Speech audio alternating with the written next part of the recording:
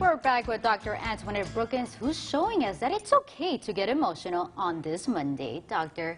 Okay, Doctor, so of course, for those who are wondering, for how long have you been doing this? So Emotional Mondays, I think this is my third year for Emotional Mondays. With the Holy Ghost Homegirls, the same amount of time, 3 years. Yeah, so I'm a pastor's wife, and that's pretty much kind of how I got started with this. And being a psychotherapist, I thought that this is a great platform. I have about 200 women that I can kind of hold captive, right? At church, and I'm going to use that term loosely. We don't really hold them captive. We have a great time, but I thought that this was a great platform to be able to talk about some really tough issues. And it really is, because if you think about it, social media nowadays, everyone shares their life there. They really do. And I think, what you're doing, you're actually giving people advice, life advice, and it's for free. Yeah. Right? Like, what more could people want? Right. That's for sure, right? Okay, we are going to go to your second question, okay? This is from Destiny from Fresno. Okay, my husband wants to reconcile. We have been separated for 10 years, but our divorce was finalized last September. We had a horrible life together. We argued constantly, and he had a child while we were still happily married and living together, which ultimately led to the initial separation. I admit that I still love him, but if it didn't work the first time, why would the second time around? Am I crazy for even considering this? We are both believers. Okay, what do you have to say for that? So no, she's not crazy. More often than we think, people do get remarried. People do get remarried. But the question here is, can she get past this? Oftentimes when we try to move forward in relationships, our past starts to haunt us. And so there's a lot of work that needs to be done to make sure that that doesn't happen, because naturally some of those things will come up. But is it going to get in the way of an otherwise healthy relationship? So a godly marriage can survive a lot of things if you do the work. If you do the work. And my question to her would be, what do they plan to do differently? They said it was so horrible last time. They fought constantly or argued constantly. What are they going to do differently to make the relationship different, right? They need to ask themselves, what got in the way before? What made it so horrible? And be brutally honest about this.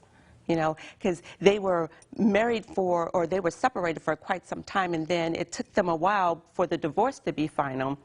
I mean, there's something to say about that. Did they go back and forth? What was happening that took so long? Because it doesn't take 10 years for divorce to be final, But it's also important that she makes sure that loneliness is not making a decision for her, because loneliness will have us to make a decision that we don't really want. Right? So make sure that that is not a factor. They need to analyze their past together, explore those issues, and seek premarital counseling. A lot of times people think that premarital counseling is for young people or for people who have not been married before. But premarital counseling helps you to address some issues before you get into a marriage. So they really should look at those issues that they had in the past and address those in premarital counseling.